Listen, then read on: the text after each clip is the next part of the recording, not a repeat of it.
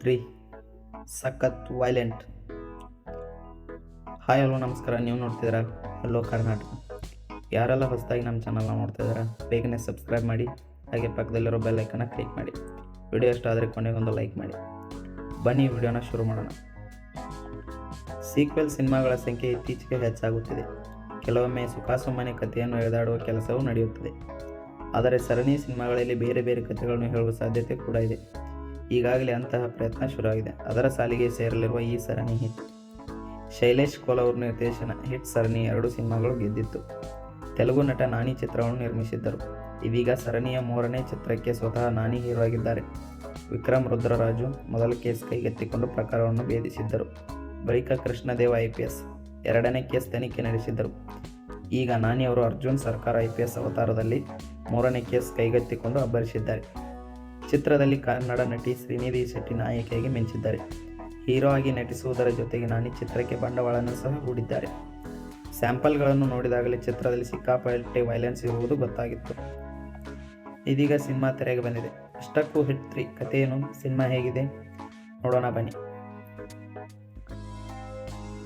Crime suspense thriller ಸಿನಿಮಾಗಳ ಕಥೆ simple. ಒಂದು ಕ್ರೈಮ್ ನಡೆಯುವುದು, ಪೊಲೀಸ್ ಅಧಿಕಾರಿ ಅದನ್ನು ಭೇದಿಸುವುದು. ಆದರೆ ಯಾವ ರೀತಿ ಎಷ್ಟು ರೋಚಕವಾಗಿ ಮಾಡ್ತಾನೆ ಅನ್ನೋದು ಪ್ರೇಕ್ಷಕರನ್ನು ಸಿನಿಮಾ ನೋಡುವಂತೆ ಮಾಡುತ್ತದೆ. ಕತೆ ಸಿಂಪಲ್ ಆಗಿದ್ದು ಟ್ರೀಟ್ಮೆಂಟ್ ಚೆನ್ನಾಗಿರಬೇಕು. ಹಿಟ್ 3 ಚಿತ್ರದ ಕತೆ ಕೂಡ ಕ್ಯಾಪ್ಚರ್ ಟಾರ್ಚರ್ ಕಿಲ್ಲರ್ ಎಂಬ ಸೈಕೋ ಕಿಲ್ಲರ್ಸ್ ಗ್ಯಾಂಗ್ ಸುತ್ತ ಕತೆ ಬೆಳೆಯುತ್ತದೆ.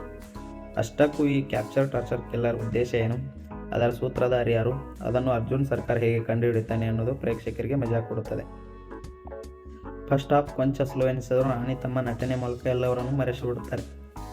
ಆಟ ಆಡು ಎನ್ನುವಂತೆ ನಾಯಕನ ಆರ್ಭಟ ಜೋರಾಗಿದೆ, ಆದರೆ ಎಮೋಷನ್ ಅಷ್ಟಾಗಿ ಕನೆಕ್ಟ್ ಆಗುವುದಿಲ್ಲ. ಎಮೋಷನ್ ಇಲ್ಲದೆ ಅಂತಹ ಅದ್ಭುತ ಕಥೆ ಹೇಳಿದರೂ ಪ್ರಯೋಜನವಿಲ್ಲ. ಹಿಟ್ 3 ವಿಚಾರದಲ್ಲಿ ಅದೇ ಭಾಸವಾಗುತ್ತದೆ. ನಟನೆ ವಿಚಾರಕ್ಕೆ ಬಂದರೆ ನಾನಿ ಒನ್ ಮ್ಯಾನ್ ಶೋ ಎನ್ನುವಂತಿದೆ.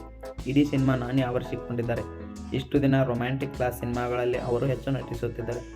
ಆಗೊಮ್ಮೆ ಈಗೊಮ್ಮೆ ಕೊಂಚ ಆ್ಯಕ್ಷನ್ ಸನ್ನಿವೇಶಗಳಲ್ಲಿ ಅಬ್ಬರಿಸಿದ್ದು ಇದೆ. ಆದರೆ ದಸರಾ ಸಿನಿಮಾ ಬಳಿಕ ಬದಲಾಗಿದ್ದರು. ಸದ್ಯ ಹಿಟ್ 3 ಚಿತ್ರದಲ್ಲಿ ತಮ್ಮ ಮಾಸ್ ಅವತಾರವನ್ನು ಮತ್ತೊಂದು ಹಂತಕ್ಕೆ ತೆಗೆದುಕೊಂಡು ಹೋಗಿದ್ದಾರೆ. ಕೊನೆಗೆ ಸೈಕೋ ರೀತಿ ಸೈಕೋ ಗ್ಯಾಂಗ್ ವಿರುದ್ಧ ನಾನಿ ಹೋರಾಡುವ ದೃಶ್ಯಗಳನ್ನು ಹುಬ್ಬೇರಿಸುವಂತಿದೆ.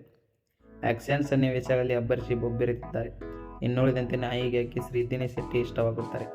ಕತೆಗೆ ತಿರುವುದು ಕೊಡುವಂಥ ಪಾತ್ರ ಇದು. ಇನ್ನು ವಿಲನ್ ಆಗಿ ಪ್ರತೀಕ್ ಒಬ್ಬರ್ ಆರ್ಭಟ ಪ್ರದರ್ಶಿಸಿದ್ದಾರೆ. ಇನ್ನುಳಿದಂತೆ ಸಮುದ್ರಕನಿ, ಸೂರ್ಯ ಶ್ರೀನಿವಾಸ್, ರಾವು ರಮೇಶ್ ತಮ್ಮ ಪಾತ್ರಗಳಲ್ಲಿ ಮಿಂಚಿದ್ದಾರೆ. ಹಿಟ್ 2 ಚಿತ್ರದ AS ಕೃಷ್ಣದೇವ್ IPS ಅತಿಥಿ ಪಾತ್ರದಲ್ಲಿ ಬಂದು ಪ್ರೇಕ್ಷಕರ ಚಪ್ಪಾಳೆ ಗಿಟ್ಟಿಸುತ್ತಾರೆ. ಹಿಟ್ ಸರಣಿ ಹೀಗೆ ಮುಂದುವರೆಯಲಿದೆ. 4ನೇ ಭಾಗದಲ್ಲಿ ತಮಿಳು ನಟ ಕಾರ್ತಿ ಹೀರೋ ಆಗಿ ನಟಿಸಲಿದ್ದಾರೆ.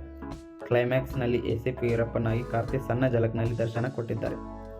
ಸಿನಿಮಾ ಬಿಡುಗಡೆಗೂ ಮುನ್ನವೇ ಕಾರ್ತಿ ನಟಿಸುವ ಬಗ್ಗೆ ಸೀಕ್ರೆಟ್ ರಿವೀಲ್ ಆಗಿಬಿಟ್ಟಿತು. ಹಾಗಾಗಿ ಕೊನೆಯಲ್ಲಿ ಆ ಮಜಾ ಸಿಗುವುದಿಲ್ಲ. ಇನ್ನು ಸಾನು ಜಾನ್ ವರ್ಗೀಸ್ ಛಾಯಾಗ್ರಹಣ ಮತ್ತೊಂದು ಹೈಲೈಟ್. ಮಿಕ್ಕಿ ಜೆ ಮೇಯರ್ ಸಂಗೀತ ಅವರ ಚಿತ್ರಕ್ಕೆ ಪೂರಕವಾಗಿದೆ. ಕೊನೆಯದಾಗಿ ಹೇಳಬೇಕಂದ್ರೆ ವೈಲೆಂಟ್ ಆ್ಯಕ್ಷನ್ ಸಿನಿಮಾಗಳನ್ನು ಬಯಸುವವರು ಹಿಟ್ 3 ಸಿನಿಮಾ ನೋಡಲು ಅಡ್ಡಿಲ್ಲ. ಹಿಂದಿನ 2 ಸಿನಿಮಾಗಳಿಗೆ ಹೋಲಿಸಿದರೆ ಇದು ಕೊಂಚ ನಿರಾಸೆ ಮೂಡಿಸುತ್ತದೆ. ಆದರೆ ನಾನಿ ಅಭಿಮಾನಿಗಳಿಗೆ ಮಾತ್ರ ತುಂಬ ಇಷ್ಟ ಆಗುತ್ತದೆ.